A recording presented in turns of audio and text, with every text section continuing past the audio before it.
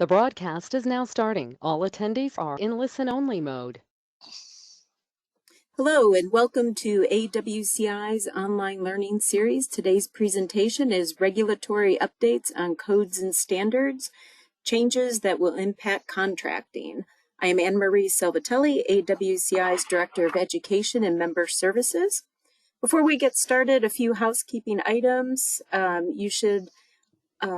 Everyone should be on mute for today's presentation. Should you have a question at any time, please submit it using the question box in your GoToWebinar dashboard. We will have a brief Q&A at the end of our presentation, and we'll make every attempt to get all of your questions answered. I'd like to introduce today's panelists. We have Pat Ford, whose professional experience includes being Technical Director for SFIA and prior management engineering design positions. Relative to cold form steel framing, his experience includes the application of many of the latest technology and design concepts to both load-bearing structures and wide variety of curtain wall and prefabricated systems. We also are joined by Michael Gardner, who is the president of M. Gardner Services, LLC. He also serves as a special technical consultant to the Wall and Ceiling Alliance of Northern California. Prior to establishing his consulting firm in 2017, he was the CEO of the Gypsum Association for 11 years, followed by 4 years as Executive Vice President for the compliance programs at the International Code Council. And he's been involved in the wall and ceiling industry for over 35 years. Robert Group has spent more than 38 years with United States Gypsum Company, where he held various technical and management positions. Activities include product and system design and technical consultation to the AEC community. He currently is a consultant to the construction community, where he has worked on several large-scale international construction projects, and he has authored numerous articles and given presentations on fire, sound, and environmental issues as they relate to the wall and ceiling assemblies. And currently, Bob is the Director of Technical Services here at AWCI. And our last presenter is Michael Schmeida, the Director of Code, Standards, and Research for the Gypsum Association, a trade association that represents gypsum board manufacturing companies located in the United States and Canada. His responsibilities include overseeing and coordinating technical publications, standards, and testing efforts for the industry. So with that, I'd like to turn it over to Bob Group. Thank you. Good afternoon, good morning to everybody, depending on where you are. It certainly is my pleasure to be here today and moderate what I think is a very important program.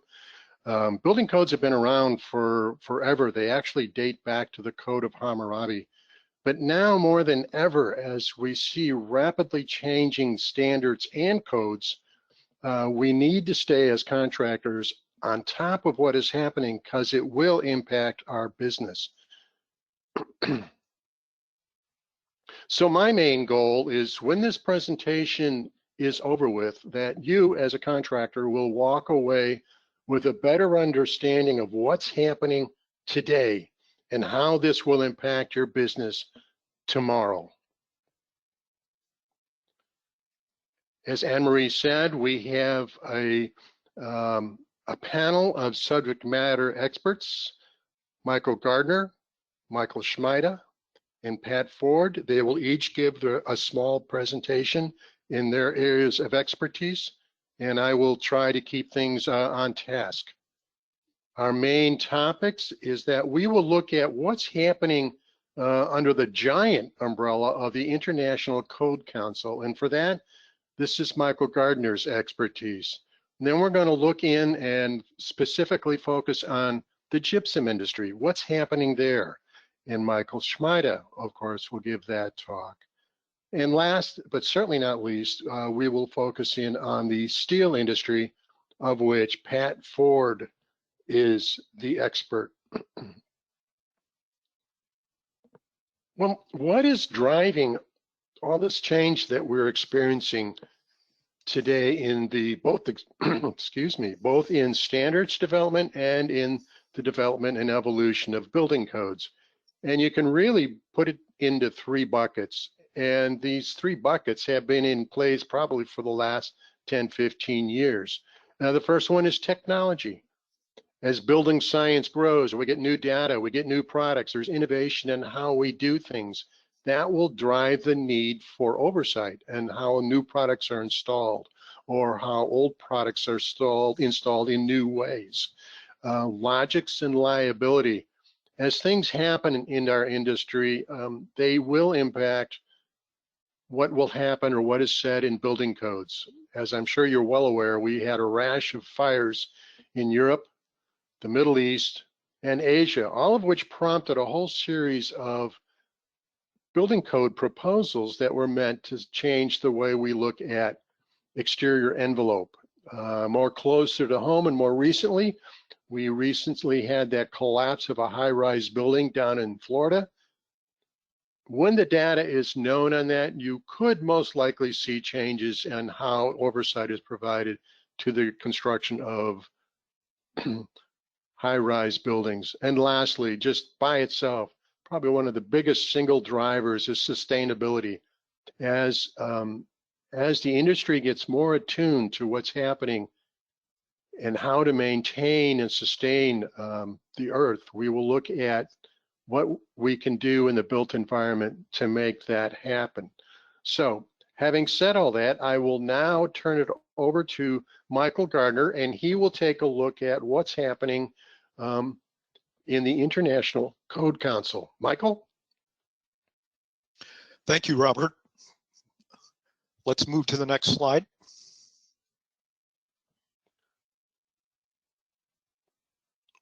Perfect, thank you.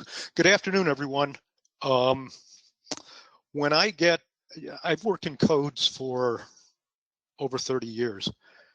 And when I get hired by people to work in codes and standards, the work generally falls into one of three areas. Someone wants me to do something to influence what's in the codes. In other words, change the language in a manner that would suit that specific client's purpose. They want me to react to something that someone else is trying to do in the codes. In other words, be on the defensive. Or they want me to monitor the codes because they want to know what is happening today that's going to affect their business 2, 5, 10, 15 years from now. Honestly, I do very little of the first. I do very little changing of codes for influence purposes. I do a little more defensive work, but I do a lot of monitoring. In particular, I monitor codes for large contractor organizations, primarily on the West Coast. It is in that vein that I'm going to discuss things with you for the next 10 or 15 minutes and primarily show you 4 or 5 things that I think are trends that are taking place in codes and standards. But first, I want to clue you in on what I hope is a helpful clarification of some language that's existed in the codes for about the past 15 years. Robert, if you would hit it. Those of you who are in the drywall business, in the non-residential drywall business, commercial construction, as we often call it, likely are familiar with impact-resistant gypsum board panels that have come into the marketplace in the last 15 to 20 years. You also may be familiar with requirements in the International Building Code that require structural integrity for stair and elevator shafts in high-rise buildings and risk category 3 and 4 buildings. The language came about as a result of the collapse of World Trade Center 1 and 2 in 2001, and were created out of a report that was created by the National Institute of Science and Technology that said, in the United States, if we're going to build high-rise structures, and a high-rise structure is a building more than 420 feet in height, we need to harden the stair shafts. One of the problems in the World Trade Centers was that when the planes hit the buildings, the debris tore apart the stair shafts and elevator shafts, and people could not get out of the buildings. Need to take care of that. So that language was embedded into the code in 2006. I'm familiar with it because I wrote the language that addresses it on behalf of the gypsum industry. At the time that was done, the language was also taken from high-rise buildings and also adapted into what are known as risk category 3 and 4 buildings. These are critical infrastructure and institutional care buildings. It's also applicable, which makes it now applicable to things like hospitals, critical defense buildings, emergency operations centers, as long as these structures are high-rise buildings. And a high-rise building is a building with an occupied floor more than 75 feet above fire department vehicle access. Fire department vehicle access is generally assumed to be about 75 feet up the building. So you're talking about buildings in this instance that are 12, 13, 15, 16-story buildings.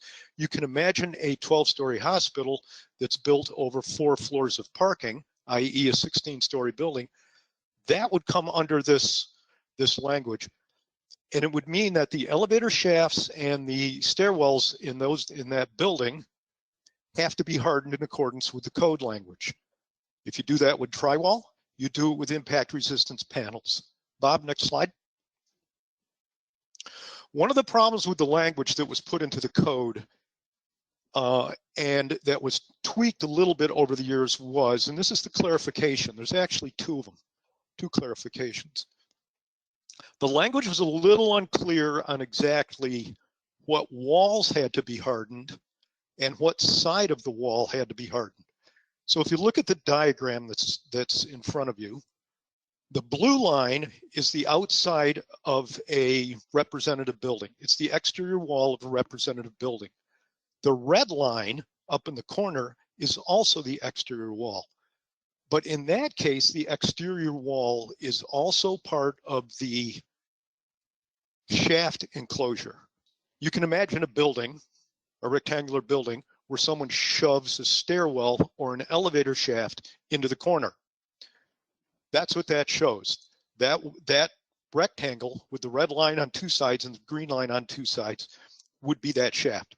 And the question always that came up was, in protecting the shaft, do I have to protect the exterior wall of the building? And even though the code language was not clear in 2006, the fundamental premise was, no, that wall does not have to be protected. It is instead the green wall that surrounds that shaft and the green wall that surrounds an elevator or stair shaft in the middle of the building that has to be protected. Basically, the walls that have to be protected are the walls that surround the shaft that also create up the perimeter of the occupied space. The shaft itself is considered egress space, so the wall that's on the outside face of the shaft, i.e. that red line, does not have to be protected. In the 2024 code, that language would be a lot clearer. The other thing that was not fully clear is if you protect the walls, if you protect the shaft with a drywall partition, primarily a drywall shaft wall partition, which side of the wall do you put the panels on? Also clarified in the 2024 code is that the impact panels need to be on the outside face, the face that is adjacent to the occupied space of the protected wall. And that's because the impact in 2001 of the plane hitting the building was on the outside face of the shafts. The debris that came in cut into and tore apart those shafts from the inside face of those shafts, or from the outside face of the shafts rather, excuse me, and made the shafts unusable. So moving forward, in any buildings that are covered by this language, the exterior walls do not have to be protected, and the impact panels go on the occupied side, the outside face of the protected walls. Next slide, Robert. Done with that, some trends. Okay, if you were here last year, I discussed language that was placed into the code about drainage spaces. In the 2021 IBC and IRC, There's now language that says if you install 3-coat plaster over wood-based sheathing, i.e. plywood or OSB, in 2 climate regions of the country, climate region A, which you can see on the map, is pretty much everything east of, say, Colorado, and C, which is the Pacific coast from the Pacific Northwest down to about Orange County, California, and in 2 counties from the coast. In those places, plaster over wood-based sheathing, you pretty much now have to put in a drainage space. In area B, you don't, but you do have to make sure that you have adequate WRBs. What's the trend that's coming in codes, in my humble opinion, and I was on a conversation today with a group of contractors in Florida, and they disagreed with me, but I think one thing you're going to see in terms of codes moving forward is you're going to begin to see drainage spaces behind plaster over things other than wood-based sheathing, including gypsum sheathing and foam. And you're going to begin to see drainage spaces behind a lot more claddings in the future. It's kind of inevitable. If you had been able to attend the code hearings and seen the debate on these items, quickly one comes to the conclusion, particularly on the residential side of construction, that building owners, code officials, home builders view drainage spaces in these situations as one more piece of a puzzle that helps keep moisture out of buildings. And groups like that are largely in favor of a belt and suspenders approach to water management. So if you, in the wall and ceiling business, if you are involved with exterior walls, you're going to begin over time to see more and more drainage spaces. In the 2024 code, there'll be a more universal requirement that goes beyond wood-based sheathing, and somewhat based on how you interpret it, may require the use of a drainage space over something such as matte-faced gypsum sheathing. The language is a little fuzzy. It's going to be subject to interpretation. But if you're installing plaster or you're working on exterior walls, get ready to have to install more drainage planes and more drainage mats and more drainage screens. It's coming. Next, Robert. One other thing we're seeing, and this is primarily in standards that are referenced in the code, is a lot more emphasis on the moisture content of wood. Now, I know most of you probably work to metal studs, and moisture content is not an issue, but you do install plywood if you're working on building exteriors. And language is starting to go into the plaster standards, particularly ASTM C1063, that ties the moisture content of the wood into the National Design Specification that's published by the American Wood Council. A couple things to know about the NDS. Number one, it's already universally adopted in the IBC and the IRC.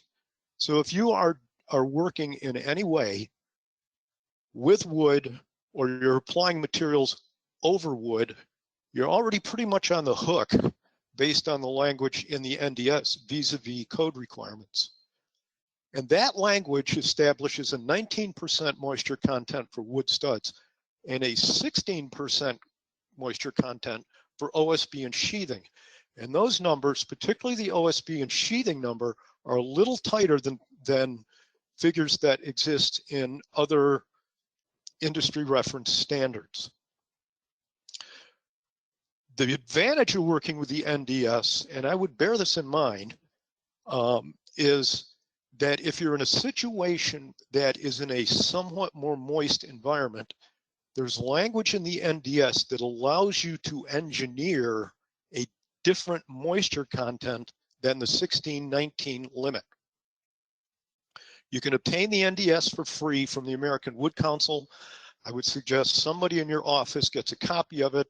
I don't think they want to read it cover to cover, but there should at least be a passing familiarity with it in your organization, because it's going to become more and more important. Also important, in my humble opinion, is you can see a moisture meter in the lower right-hand corner.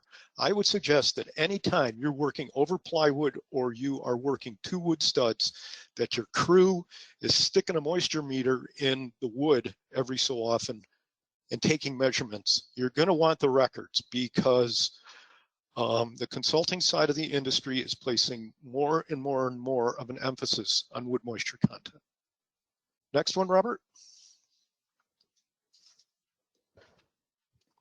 I think most of you are familiar with the venerable gypsum drywall levels of finish document.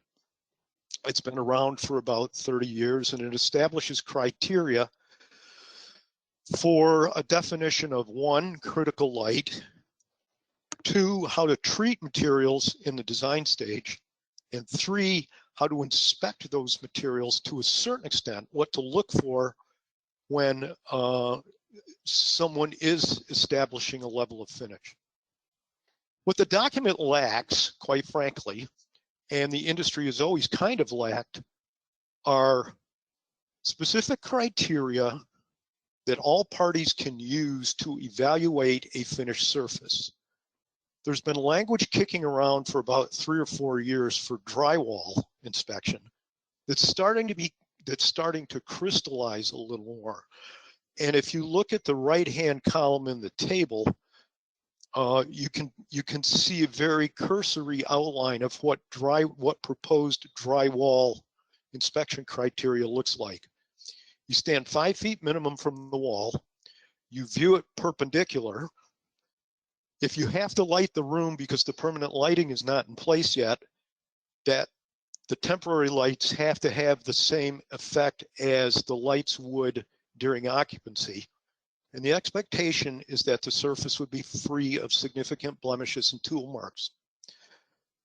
There is more to go on this, but this language is being kicked around on the ASTM level from the premise that if people are going to come in and they're going to inspect a drywall surface after a contractor's done with it, there should be some fundamental rules that say, no, you can't stand 6 inches from the wall.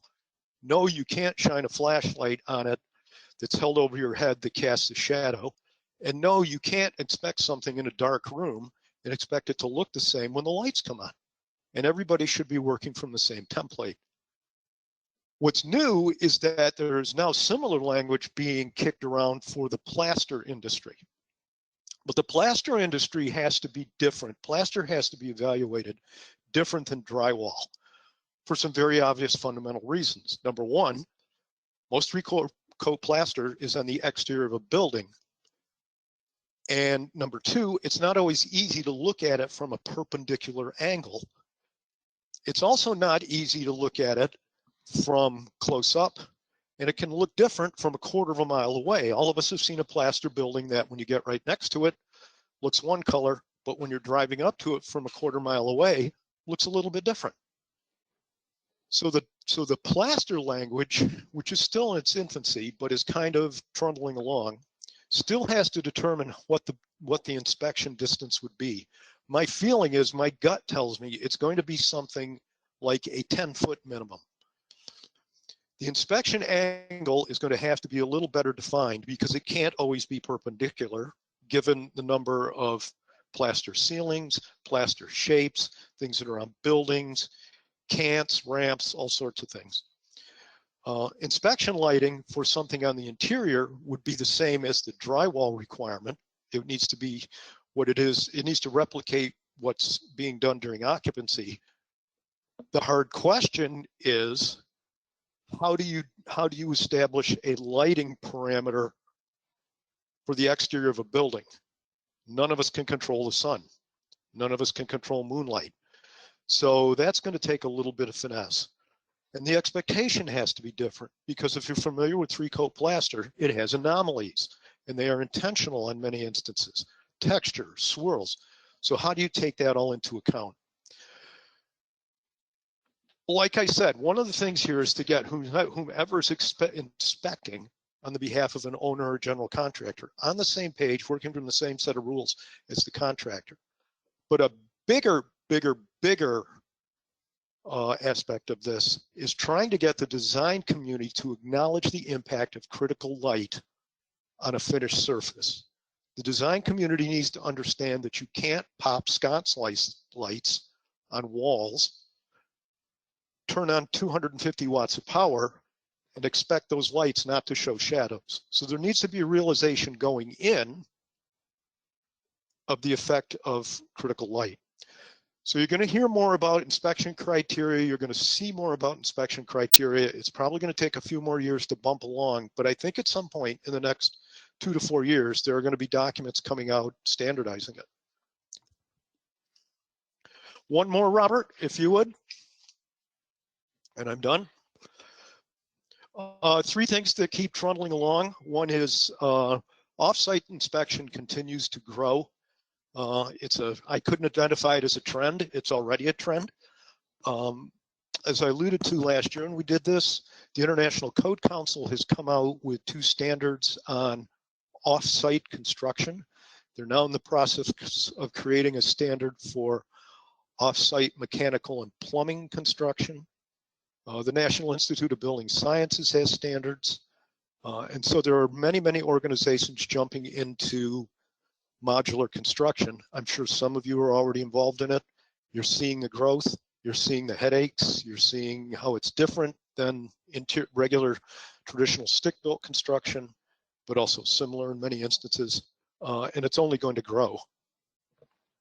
Second thing down in the lower left-hand corner, I touched on this last year. Also growing is the use of tall wood, heavy wood construction for high-rise buildings. I would imagine the picture of that building that's now 1.5 years old is much farther along. In fact, it's probably done by now. One of the things I have encountered in tall wood construction in working with contractors is one thing to be aware of if you haven't worked with it yet and you do get involved with it is that while the members themselves, from what I understand, tend to be very true in terms of tolerances and sizing, the installation tolerances for tall wood are less specific. And I have encountered circumstances where contractors basically have in effect run into circumstances that are similar to what traditionally they've run into with poured concrete walls, is that they're out of plane and they have to do a lot of shimming.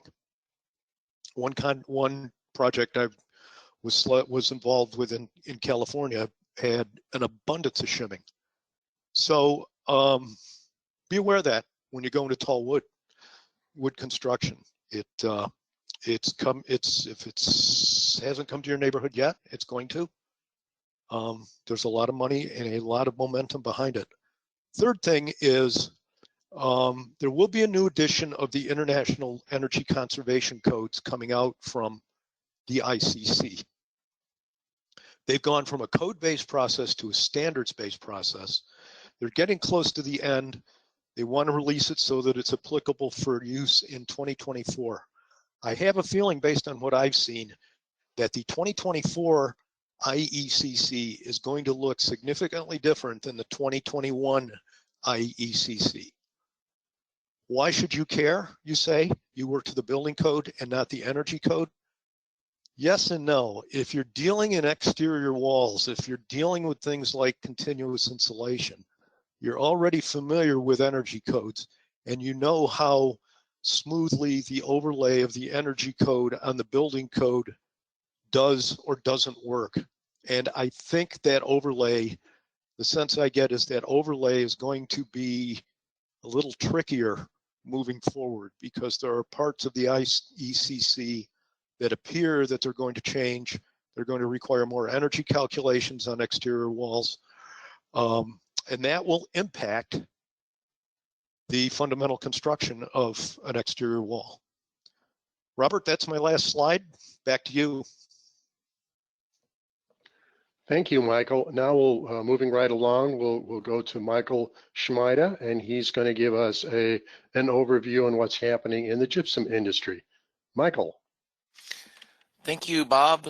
Go ahead, I guess, the first slide. So we're going to review today some approved and proposed code changes that we have put forward from the association, as well as changes to some of our code reference publications. This includes things in the I codes, the Uniform Mechanical Code, our GA 600, Fire Resistance and Sound Control Design Manual, and some other items of note. You can go to the next slide. All right, so kind of just digging in a little more on that. We're going to review proposals that were accepted in the ICC 2024 Group A. Review proposals that are in progress for 2024 Group B. Review changes to the Uniform Mechanical Code. Review changes in GA Code Reference Publication GA 600 2021. The other two publications, GA 216 as well as GA 253, did not have significant technical changes for their 2021 editions. And then, as I mentioned, some other items of note. Next slide. So a theme you're going to find as I progress through this is that we did a lot of work with terminology. Terminology is extremely important, that it be consistent across our publications, the ASTM standards, the codes, etc., because it keeps us all talking, working on the same page, so to speak. So what some of the ones that were done in Group A included updating the definition of gypsum board in both the International Mechanical as well as the International Fire Codes, and the definition of gypsum wall board in those same codes as well. And as I mentioned already, consistency makes sure that we are speaking the same language. Next slide. So this is the definition as it appears, as it will appear, excuse me, in the 2024 codes. A type of gypsum panel product consisting of a non-combustible core primarily of gypsum paper surfacing is gypsum board. Gypsum wall board is a gypsum board used primarily as an interior surfacing for building structures. Next slide. So Group B, as I mentioned, Group B is, I guess you would say, in process. They had the committee action hearings this past spring, and the public comment hearings will be the middle of September. At that point in time, things will be finalized. We submitted a whole host of changes to or additional definitions consistent again with GA and ASTM. Gypsum board again, this time in the International Building Code, the International Existing Building Code, and in the International Residential Code. Gypsum wall board was added to the IEBC.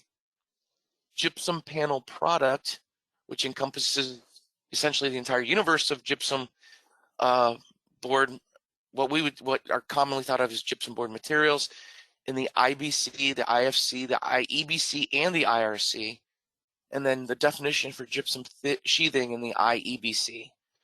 And again, why does this matter? Because it keeps us all speaking the same language. We also changed Chapter 25 of the IBC to reflect the proper terms and the use of terms. So it's not just gypsum board anymore. It would say gypsum wall board, gypsum panel product, gypsum sheathing, etc., as appropriate. Next slide, please. I will not read you again the gypsum board and gypsum wall board definitions. I will read you, or we'll go through the gypsum panel product definition. The general name for a family of sheet products consisting essentially of gypsum, complying with the standards specified in those particular tables and chapters. And if you were not in the International Building Code, it would say of the International Building Code. So if you were in, say, the IRC, it would say that. And then gypsum sheathing, a gypsum panel product specifically manufactured with enhanced water resistance for use as a substrate for exterior surface materials. Next slide, please. Another definition that was added to the codes, and you can see the 3 codes there, is a definition for type X.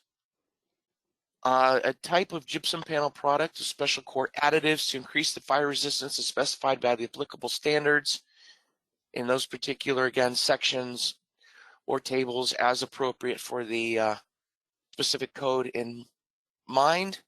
And why does this matter? Again, it's speaking the same language, and it finally, after literally decades, defines in the code an often referenced product. You'll often see in the code something that says type X, or it shall be protected with type X or equivalent. And so we finally have a definition for what type X is to work forward from. Next slide, please. Another change in Group B is the addition of GA253 to the IBC. It's already referenced in the IRC for the installation of gypsum sheathing. We did this to provide consistency across the codes, and it also formally codifies a document already being used as an alternate to the ASTM standard in the field.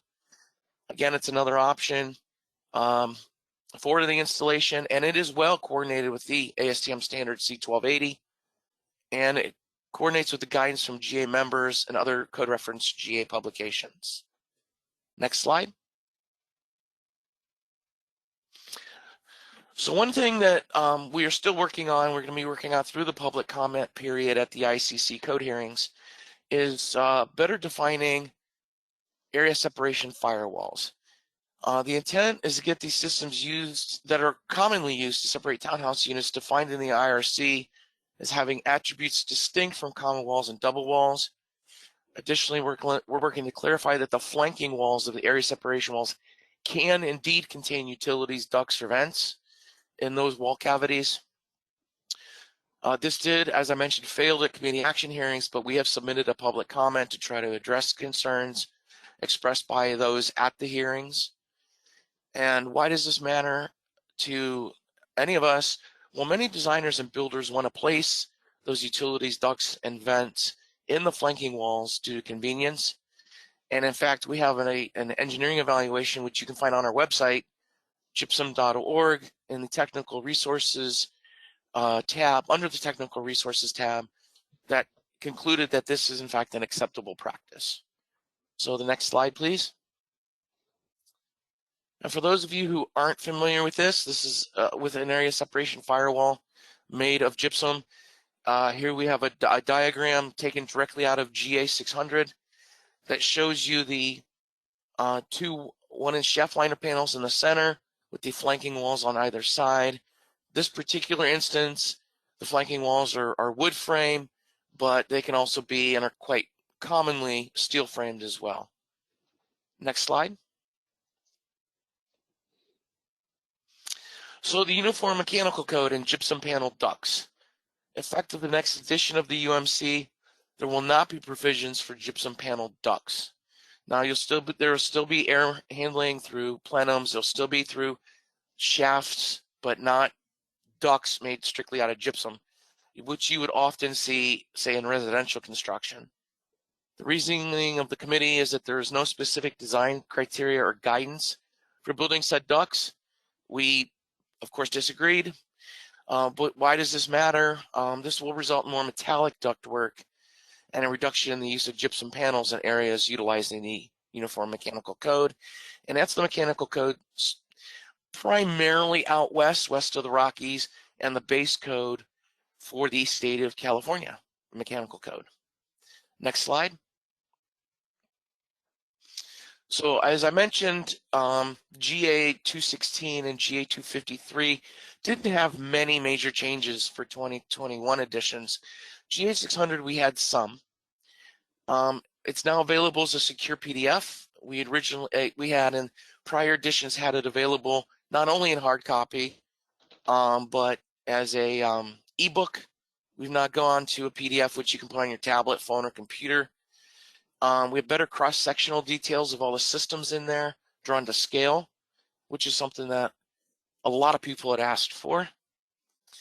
We have a new appendix containing tables of changes from 2 editions prior. So if somebody looking to find out, hey, what happened? I got a 2015 edition and all of a sudden the 2021, this isn't here.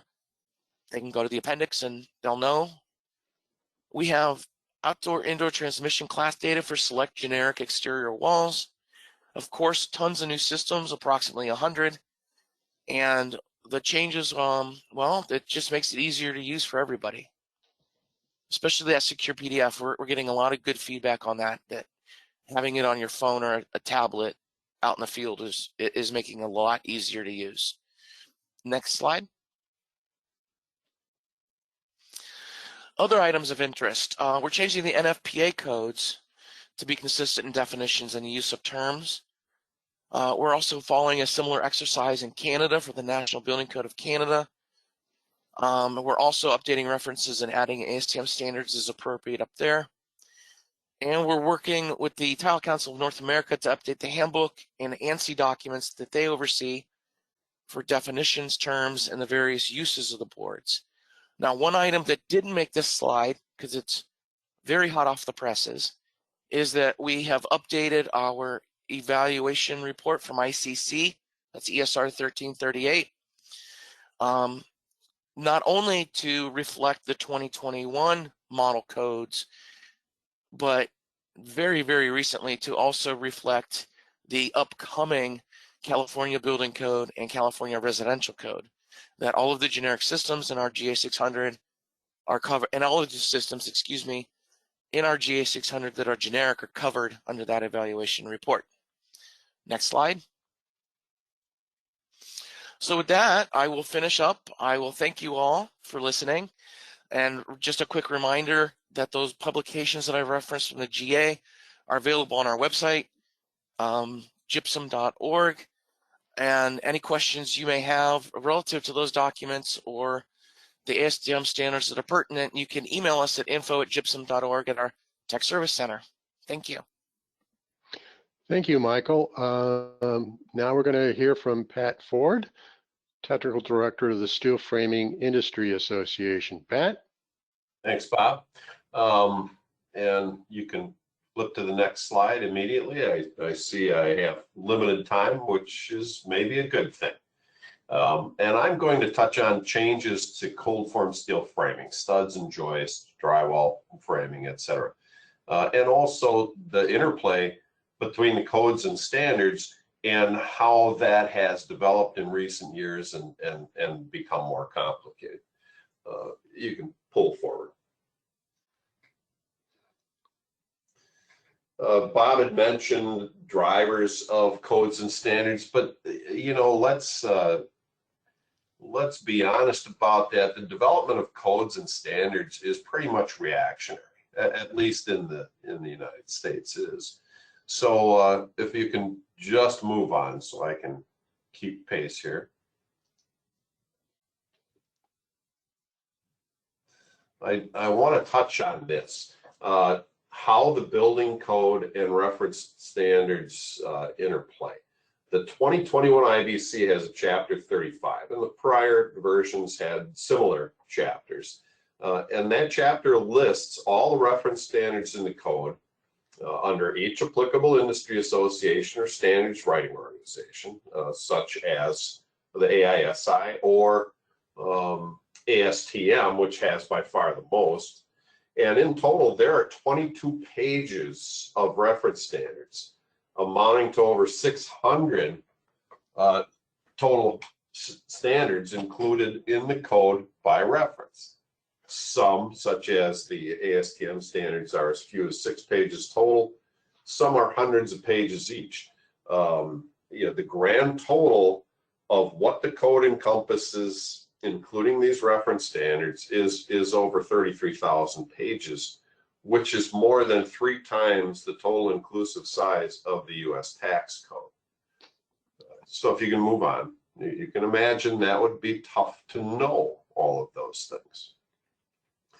And the 21 IBC was preceded, as you can see, by 2018, 2015, 2012, 2009, etc., in basically a 3-year code cycle.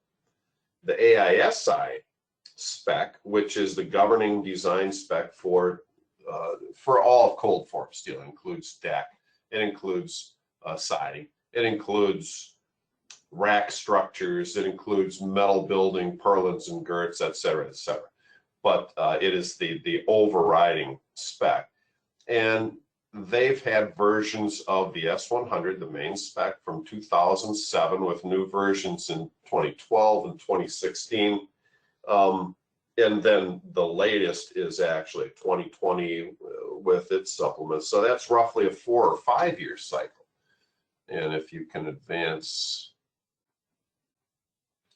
the framing standards, which are also AISI documents, deal with studs and joists, and they're published in 2015 and 2020. Prior to that, there were different standards. Some of you might have some familiarity. S2, 10, 11, 12, et cetera, through S220 were a variety of different floor and roof, wall stud, header, lateral design standards, until some of those were amalgamated in 2015. And those older standards were still in play through 2014. So if we move on again. In the 2012 IBC, the AISI standards were S100-07 with the 2010 supplements, and then all those older standards. The 2015 referenced S100-12 along with the 2012 versions of those old ones. The 2018 IBC referenced S100-16 along with the 2015 versions of the new framing standards. And each of these things tweak slightly the way you have to do things when you're building a cold form steel structure. So if we can move on. The last batch of framing standards in turn referred to S100-12, since the 2016 version of the S100 spec was not developed at the time of their publication. So this was an instance where AISI and the codes didn't even use the same version of the guiding spec that was currently referenced in the code itself. So the 2021 IBC has finally put the spec and the framing standards on the same basic footing, but just prior to that, there certainly was confusion. If you can move to the next slide, please. All right, we'll just do this quickly. Part 2 of the equation is code adoption. If you add to that confusing bit of diatribe on codes and standards, the adoption on a state-by-state basis of different codes, it becomes more complicated yet. And there's a website called UpCodes, and it references what IBC versions are modified and or in use state by state. The 2021 IBC is only currently used by 4 states in the Union. The 2018 by 26 states, the 2015 by 16 states, and a 2012 or older in 4 states. So 42 of the 50 states are using 2015 or 2018 versions,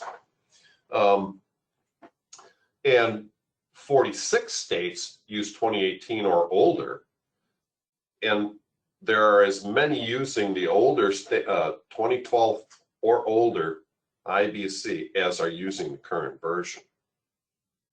If you want to flip forward, so you can see, to know what reference standard you have to actually build something in accordance with, or calculate a capacity of a stud or a joist in accordance with, can become very difficult very quickly.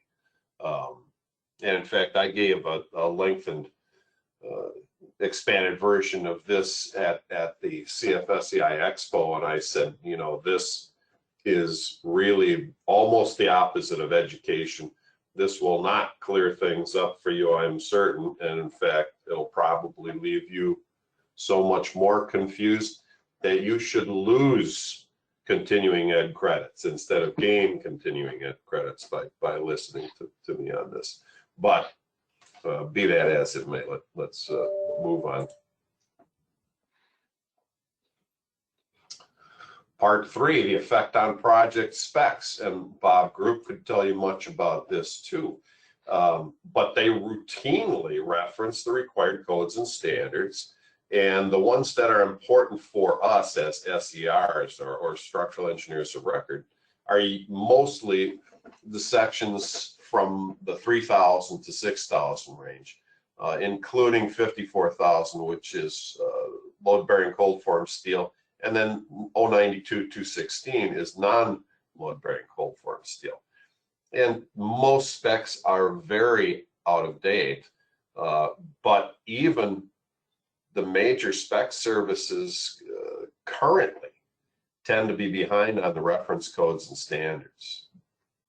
And again, as I mentioned before, capacities are affected slightly at the very least, depending on which version of the S100 spec is referenced and which version of the framing standards are referenced. If we can move ahead.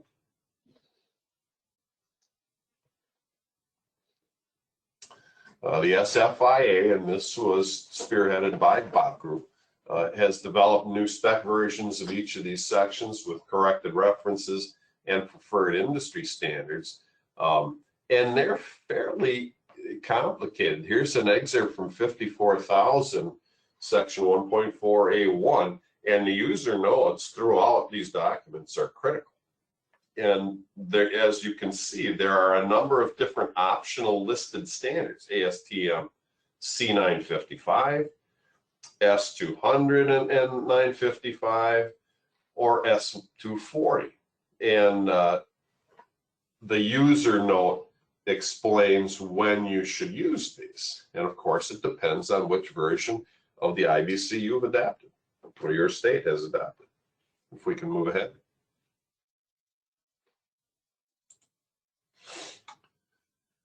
Here's an example. And again, the changes are not limited only to the structural design of the framing. The first IBC 2000 referenced S100 in chapter 22, which was steel. In chapter 25, gypsum board, the reference standard for non-structurals was ASTM C645, and for structural studs in that same chapter, it was C955. And that remained the case, if we move ahead, for several generations of the code. Meanwhile, the AISI committee developed new standards regarding framing. And in the 2009-2012 codes, the old S200 series standards that I mentioned before were being used, and the material and performance standards for the steel or the framing members remained in the ASTM referenced standards. So, clarified yet? What about now?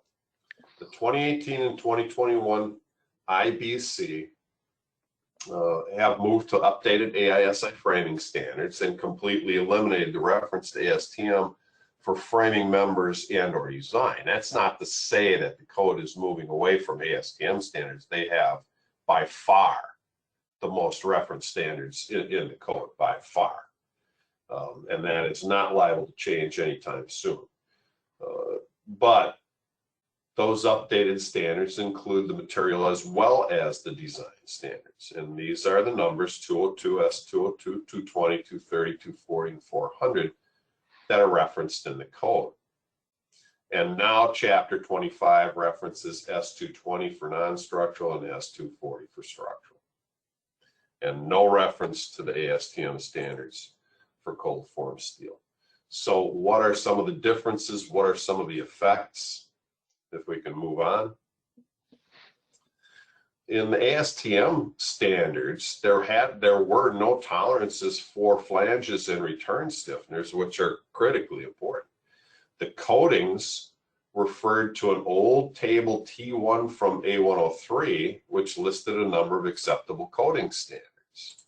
Well, if we move ahead, the AISI included those tolerances in those standards, and the coatings are still an issue because the AISI simply said, well, G40 or equivalent for a non-structural stud or a drywall stud. And the equivalent really was never defined anywhere. But we also had member capacity changes. So here's a sample of a strength comparison depending on the spec. And this is a 6-inch 16-gauge C stud with typical bracing at 4 feet, a 10-foot tall stud. And the first number is the allowable axial load, 5.73 kips versus 5.67 for the newer spec. A 25, almost 26,000 inch-pound moment strength versus 23,000. So that's quite a difference. And a weak axis strength of almost 5,000 versus 4,700. So there's small reductions in axial capacity, but then there's a bigger reduction in bending capacity. So when you look in a newer table, the combined bending for a wind-loaded stud or anything else goes down significantly in some cases. And if you look at a bunch of different members and we move forward on the slides, you'll see a lot of changes on a lot of different typical members. And if I wanted to make notes on those general notes in this regard, we've seen typical bending strength losses of roughly 12% from 1999 to 2010, and then an additional 6% loss in the last decade. So we've lost bending strength capacities per the spec. The stiffness hasn't changed over the same period, which is very good because in curtain wall design, that's usually what matters. And on interior wall design, that's what matters. Drywall framing designs have also not changed, but there's a buckling strength that has reduced over time. So that does matter in the drywall world. And I've got to move on quickly here so we have at least a minute. So if we can just move to my last slide. Again, it says almost certainly not simplified anything for you.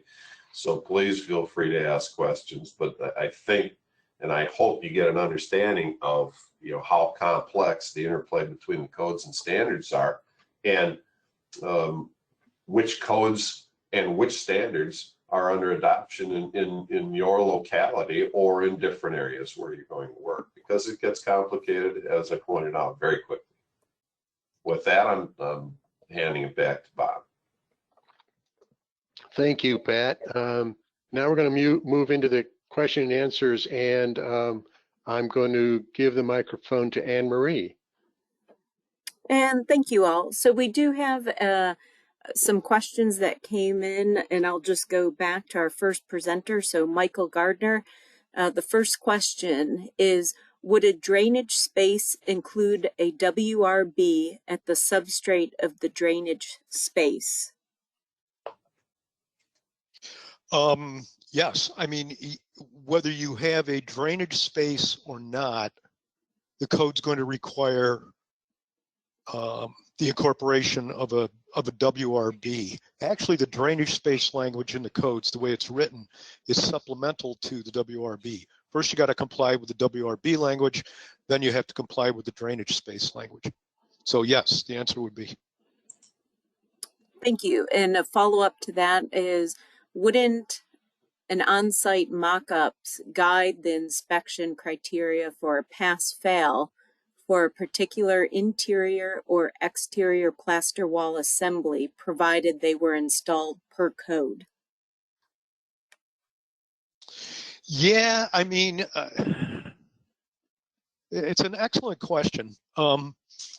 Mock-ups are as useful as the agreement that you can get on a mock-up going into the project. They probably work better for drywall because it's interior and you're in more of a controlled sequential environment. The problem with plaster, and this is one of the things I touched on, is you can look at the same spot on a plaster wall 6 times over the course of a day, And because the way exterior light hits it and climate and all sorts of stuff like that, it can look different every time. So unless you can do a mock-up on plaster that incorporates all the variables of light and things such as that, the mock-up's going to be helpful, but it's going to, I don't think it's going to completely get everyone past the notion that there need to be some fundamental rules for how you evaluate a finished surface. And that's what the inspection language is trying to do. Thank you. Our next question is for Michael Schmida. Why did the Gypsum Association feel the need to define Type X gypsum panels? Yeah, that's a good question. Well, a couple of reasons, and actually going back to when we first said we maybe need to define this, people assumed so much about Type X gypsum panels. They said that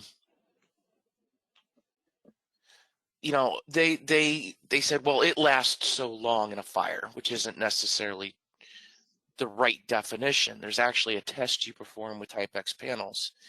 The other reason is because people were saying, well, I have such and such, and as I mentioned in the code, you know, when I was talking in the code, you often see Type X or equivalent. They said, I had such and such product. Well, now you have some way of saying, show me that product is identical to, is equivalent to Type X gypsum. And that was why we did it. Thank you. Now we have some questions going directed towards Pat. So if we can focus back on the steel for a second. Are these code issues and conflicts unique to cold form steel framing?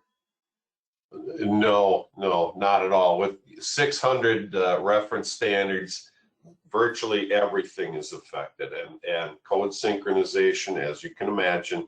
And as a contractor, frankly, I feel sorry for you. I feel sorry for all of us in the building business at one point or another. But you know, to understand what rules and regulations are in play is as difficult as ever, if not impossible. But it is applicable to virtually every building material these days. And Pat, another one, what is on the horizon for the AISI to deal with some of this? Well, they're going to try and improve some of the capacities and get back some of the losses that we have specified upon ourselves with a project called Reliability 2030. And that is an initiative through more research to improve our capacities by, you know, giving us a reliability factor, because we know a lot more about the steel framing, and so we can predict it a little bit better, and we can gain back some of those capacities. That's a big part of it. And then ease of code use is you know, a focus as well, and that's pushing forward through our specs and standards as well. And Pat, we're going to hold with you for two final questions here.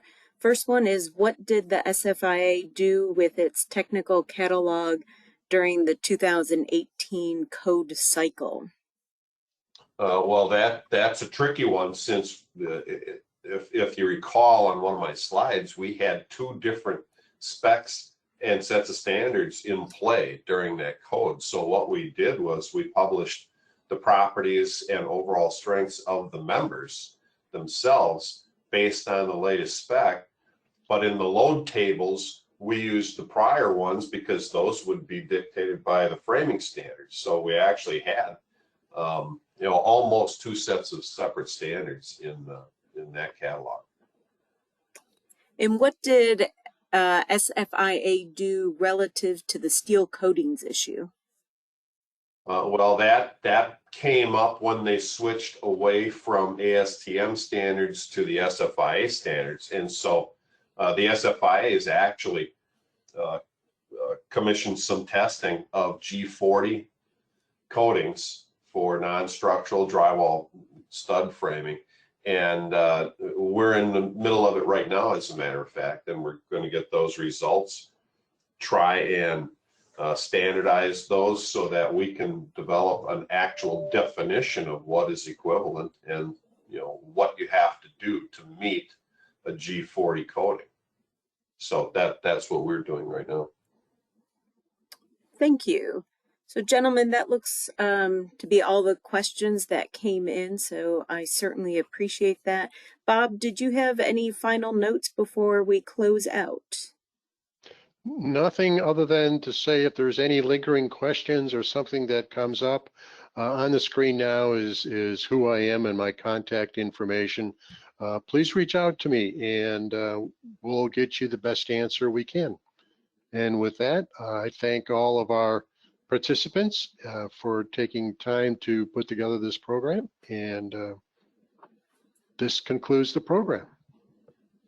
Well, thank you, everyone. Again, we appreciate Pat, Michael, Bob, and Michael, and all of our attendees for joining us on today's webinar. So thank you all. Stay well and stay safe, and we'll have more information coming out on our future webinars throughout the remainder of the calendar year.